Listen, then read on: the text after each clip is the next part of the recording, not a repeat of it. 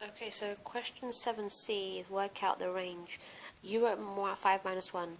No, the biggest number here is 6. Okay, be very careful. You're making tiny mistakes. So 5 minus 1 is the lowest. The answer would be 5 in this case. The range would be 5.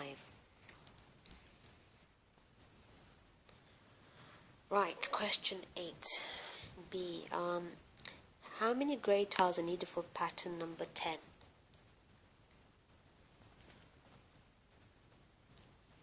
Right, looking at the patterns that they've provided, okay, if I look here, so this is, where's my pen? So this is pattern 3, okay, they've got 3 on top, 3 on the bottom. In the middle, they've got 3, but they've also got 1. So I know that when I give you a pattern number, Talha, we know that the top one will have 10, the bottom will have 10, looking at that pattern there.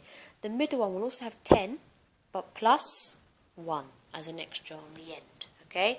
That works for all of them. So if I look at the pattern number 2, that's also got 2 on the top, 2 on the bottom, and it has 2 in the middle, but plus 1. So if a pattern number is 10, how many grey tiles does it have? We know 10 on the top, 10 at, what's 10 at 10? 20, okay? 20. Add another 10 is 30, plus the 1, 31 grey tiles. I hope you understood how I did that. So I looked at the patterns that they've provided. Just look, just make something easy for yourself. How would you read it? So pattern 2 is saying there's 2. So there's 2 on the top, 2 on the bottom. The middle one is 2 plus 1. Pattern plus 1. Here, 3 on the top, 3 on the bottom, 3 in the middle, plus 1. Here, 1 on the top, 1 on the bottom, 1 here, plus 1. Yeah? So whatever number they give you, you know that the top and the bottom is the same as the pattern number, and the middle is the same number, plus 1. Right, 8C is saying, Jenny says, I will need 46 grey tiles for the pattern number 18. Right, let's work this out. Is she right? So pattern number 18, remember. So we said the top has 18, bottom has 18, middle has 18 plus 1. So let's work this out, see if she's right. So 18 add 18 is what? 18 add 18 is 36, plus another 18, that's 4, 1, that's 54, plus a 1, which is 55. Is she correct? No. She is not correct. And you can use this, just say, no, the pattern number, it goes as in she'll have, you have 18 on top, 18 on the bottom, 18 in the middle, plus 1. You explain what you've done. You can write this in the lines as well to show you're working out how you got to your answer. So if, no, she'll have 55, it won't be 46. She's short of 5. Right, question 9, perimeter. The perimeter of the rectangle is the same as the perimeter of the square. So here's the rectangle. You've got 2, you've got 8, and you've got the square here. Work out the length of one side of the square. So perimeter of this, so 2 and 8. What's the perimeter of this? So 8 at 8 is 16, plus 2 is 20, so 20. You've got 4 equal sides of a square. If they're both 20, that means it's 4 equals. What's 20 divided by 4?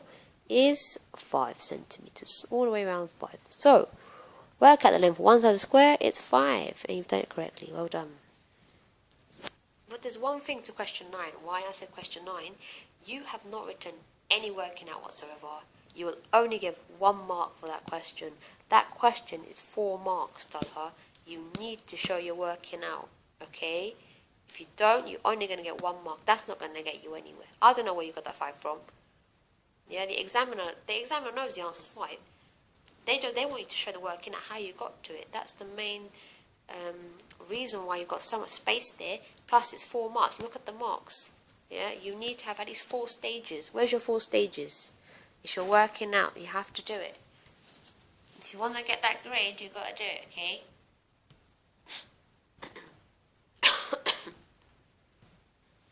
Okay, 11C is solve 4m plus 6 equals 15. Let's rearrange this, okay? Let's take the 6 over first. 4m. What's the opposite of plus? Negative 6. So let's work this out. 4m equals what? 9. And then m, that's multiplication. If you take the 4 over, what's the opposite of multiplication? Division. 9 divided by 4. You can leave your answer like this. 9 over 4. Yeah? It's not 9. It's 9 over 4. You have to show your working out again. Okay? Write the working out so I can see where you're going wrong. How you're getting your 9. Right, question 12. Rani has 250 DVDs. Okay? 42% of the DVDs are thrillers, 2/5 are comedies, the rest of the DVDs are science fiction. How many science videos does Franny have? Okay, let's work this out. First of all, let's do this this fraction here. So 2/5 of so if I 2/5 of 250, how do you work that out? Let's work that out. So remember, divided by the bottom times by the top. 250 divided by 5 is what? Is 50. Okay? If I do 50 times 2, gives you what? 100. So you know you have 100 DVDs of comedy. We worked that out. Comedy. Okay? Let's work out the 42%. Now I'm going to do fractions. Let's keep it to fractions, nice and simple. Convert 42% into a fraction. 42, that would be over 100. Just leave it like that. You can make this simple with this divided by 2 again, just to make it more simple. It would be 21 over 50. Okay? Just to cancel it down, make it simpler for yourself. So what's 21 over 50 of 250? Let's work that out. So 250 divided by 50 is what? 50 by 50 is 5. Okay, so we know it's 5. 5 times 21 times the top number divided by the bottom, remember, times by the top. So 5 times 21 gives you what? 105. So you know there's 105 DVDs of thrillers. Yeah? So now you can tell me exactly how many science fiction you have. The rest is science fiction. If I do 100 plus 105, gives you what? 100 plus 105. It gives you 205. The rest is science fiction. Now you can tell me, Talha, shall work it out now. How many science fiction do we have? 250, take away 205. Right, question 13. We've got an equation. Y equals 3x minus 2. For the values of x from minus 1 to 3. Okay, so it's saying work out the values of x from, of y, sorry, from when x is from between 1 to minus 1 to 3. From, it means from this to this. So all the numbers in between, you have to work out the y value for all of them. So let's do the first one. When x is minus 1, y is what? You have to use this equation. Insert it into the equation. You know x minus 1, so put it into the equation.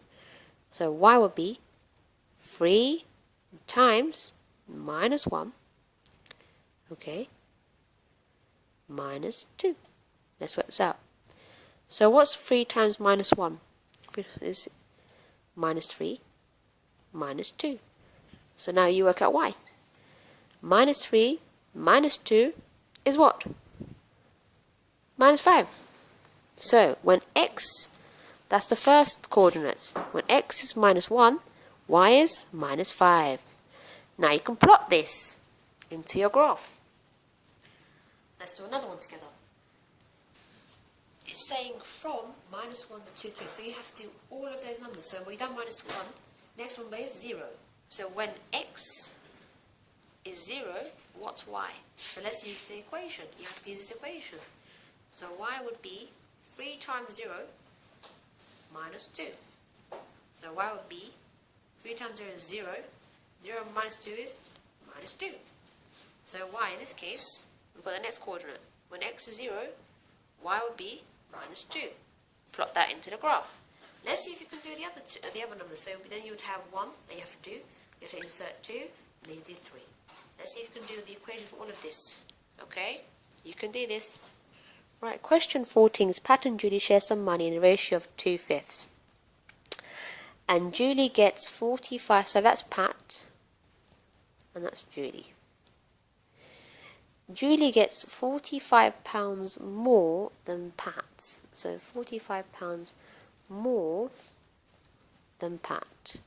How much money did Pat get? £45 more than Pat. So 45, which is 7, 14.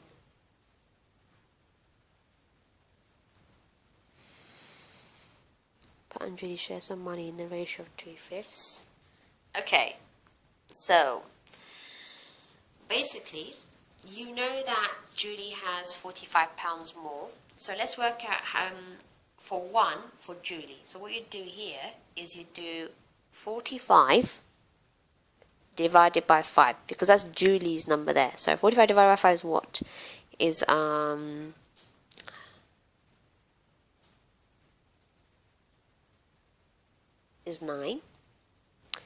Yep. And then you know that when you divide it by 5, that's for 1 now. For 1 ratio is 9. And how much does Pat has? Pat has 2. So then you just times that by 2. That would give you 18. Yep.